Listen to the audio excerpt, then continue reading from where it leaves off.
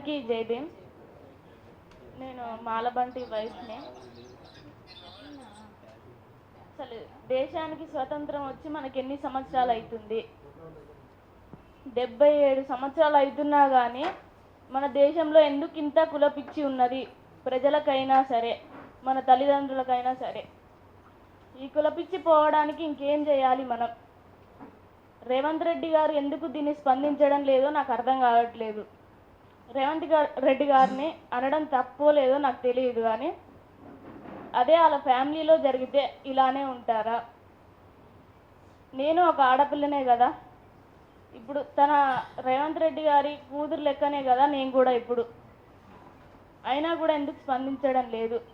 ఇంతటి ఘోరం జరిగినా ఒక్కసారి కూడా మాకు ఇట్లా కాల్ చేసి కానీ లేకుంటే నార్మల్గా ఎవరితోనే చెప్పడం కానీ ఎలాంటిది లేదు. ఇలానే సూర్యాపేటలో కూడా మాకు ఎన్ని పొలిటికల్ పార్టీలు ఉన్నా వాళ్ళు కూడా మా దగ్గరకు వచ్చి ఇప్పటివరకు అసలు ఏమైంది, ఎలా ఉన్నారు, ఏం జరుగుతుంది అని కూడా ఇప్పటివరకు మమ్మల్ని అడిగింది లేదు. ఎవ్వరు కూడా ఏ పార్టీ నుంచి కానీ మాకు ఇప్పటివరకు అడిగింది లేదు.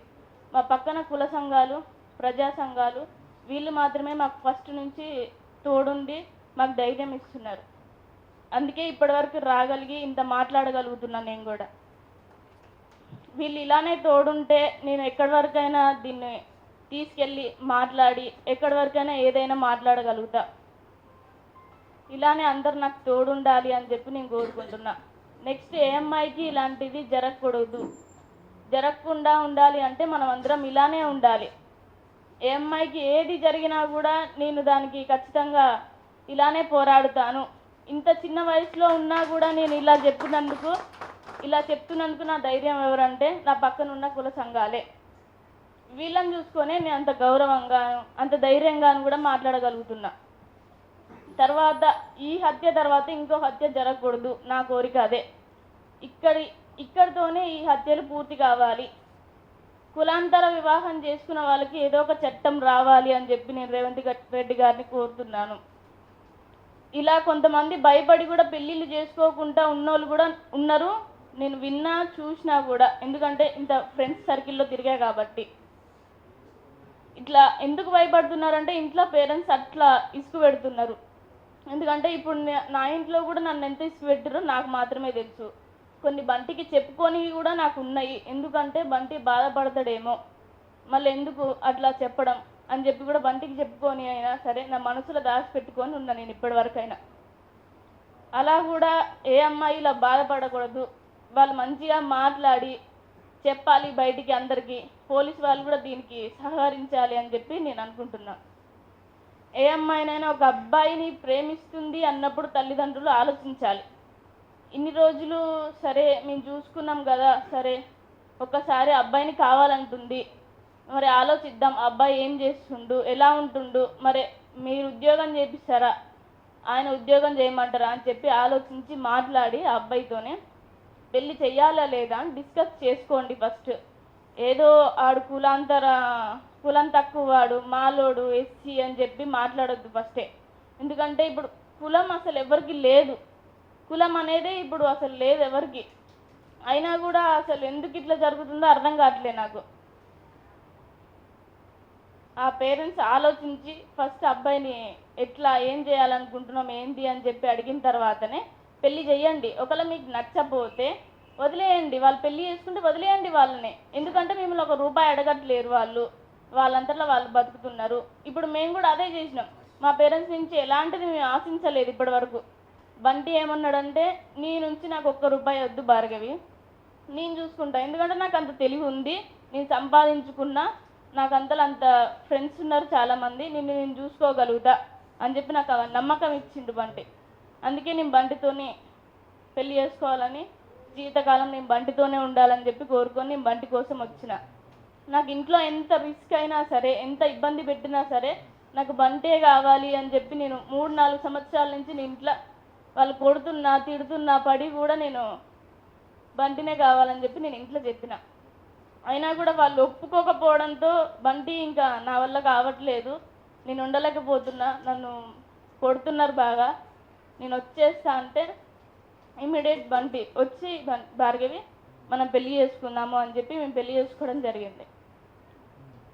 ఇలా మేము పెళ్లి చేసుకున్నాక కూడా మా పేరెంట్స్ నేను ఎమ్మటే కాల్ చేసి చెప్పిన, ఎందుకంటే మా వల్ల మీరు ఇబ్బంది పడొద్దు అమ్మ, మీ వల్ల మేము ఇబ్బంది పడొద్దు అని చెప్పి మమ్మీకి కాల్ చేసి నేను ఎమ్మటే చెప్పిన, మమ్మీ నేను పెళ్లి చేసుకున్నా, మమ్మల్ని ఇబ్బంది పెట్టకండి అని చెప్పి నేను ఫోటో పంపించిన. అయినా కూడా వాళ్ళు మిస్సింగ్ కేసు పెట్టారు నా మీద. మిస్సింగ్ కేసు పెట్టిన తర్వాత కూడా మేము మా పేరెంట్స్ మీద ఇట్లా ఏమైంది, మాకు భయం ఉంది అని చెప్పి మేము కేసు పెట్టలే. ఎందుకు పెట్టలేదంటే బంటి ఒకటి ఆలోచించిండు, మీ ఫ్యామిలీ పొలిటికల్ దాంట్లో తిరుగుతుంది కదా, పరువు పోతుందేమో, ఎందుకులే మనం పెట్టడం అని చెప్పి ఆలోచించి మా పేరెంట్స్ మీద బంటి కేసు పెట్టలేదు. అట్లా పెట్టకపోయినా కూడా అసలు వాళ్ళు ఆలోచించాల్సింది, అయినా వాళ్ళు ఎందుకు మా మీద కేసు పెట్టలేరు అని చెప్పి వాళ్ళు ఆలోచించకుండా ఇట్లా తొందరపడి చేయడం తప్పు. ఏ తల్లిదండ్రులైనా ఒక కులపిచ్చి ఉంటే చిన్నప్పటి నుంచే మీ స్కూల్కి పంపే స్టేజ్ నుంచే వాళ్ళకి ఈ కులంతో స్నేహం చెయ్యకూడదు, ఆ కులంతో మాట్లాడకూడదు, వాళ్ళ కులం తక్కువ అని చెప్పి నేర్పించి పెంచండి. సగం దూరం వచ్చిన తర్వాత మధ్యలోకి వచ్చిన తర్వాత వీళ్ళు కులం తక్కువ, నువ్వు ఎట్లా ప్రేమిస్తావు వారిని అని అంటే అప్పుడు ఏం చేయలేరు. అదే మీకు అంత కులం పిచ్చి ఉంటే ఫస్ట్ నుంచే చెప్పండి వాళ్ళకి, ఆ కులంతో మీరు ఉండకూడదు, మనం ఎక్కువ కులము, వాళ్ళు ఎస్సీ మాల అని చెప్పి చెప్పండి. ఇంత స్టేజ్కి వచ్చిన తర్వాత ఒక అబ్బాయిని ప్రేమించిన తర్వాత వాళ్ళు కులం తక్కువ అని చెప్పి చెప్తే ఎలా ఉంటుంది? అట్లా ముందు నుంచే మీకు అట్లుంటే చెప్పేయండి. అయినా కూడా కొంతమంది ఎలా ఉంటున్నారంటే మనసులో ఒక మాట బయటకు ఒక మాట. ఎట్లా అంటే ఈ రోజులో కులం ఎక్కడిది అని అంటున్నారు, కానీ వాళ్ళింటికి వచ్చేసరికి ఆన్ని చేసుకుంటుందా, ఆ కులంని చేసుకుంటుందా అనేది వాళ్ళ మనసులో ఉంది. బయటికి మాత్రమే వాళ్ళు కులం లేదు అని మాట్లాడుతున్నారు.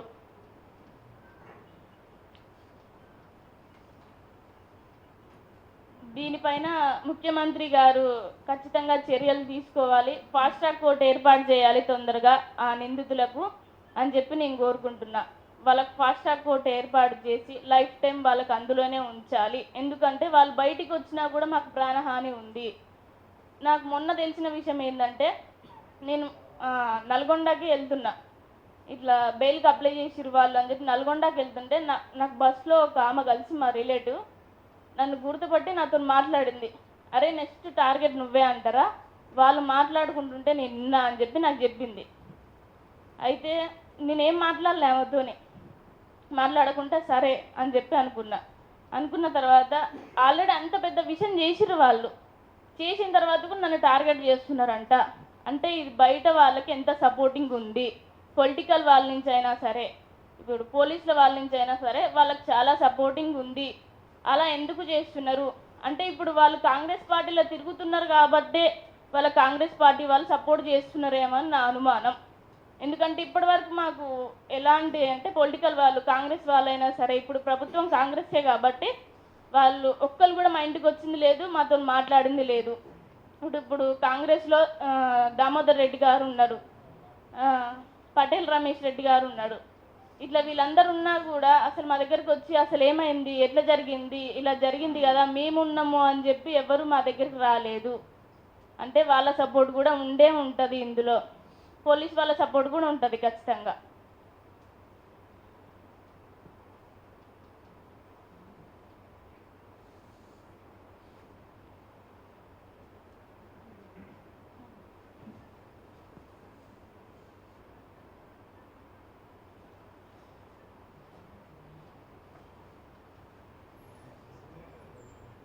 ఇమ్మీడియట్గా రాష్ట్రం ప్రభుత్వ ముఖ్యమంత్రి స్పందించి దీనిపైన తొందరగా ఫాస్ట్ ట్రాక్ కోర్టు ఏర్పాటు చేయాలి. 60 రోజుల్లోనే ఈ కేసు ఇన్వెస్టిగేషన్ చేసి వాళ్ళకి లైఫ్ టైం పడాలి. ఇదే నా కోరిక. Thank you. ప్రపంచంలో ఏ మూల ఏ క్షణం ఏం జరుగుతుందో వేగంగా తెలుసుకోవడానికి తొలి వెలుగు వాట్సాప్ ఛానల్ని ఫాలో చేయండి.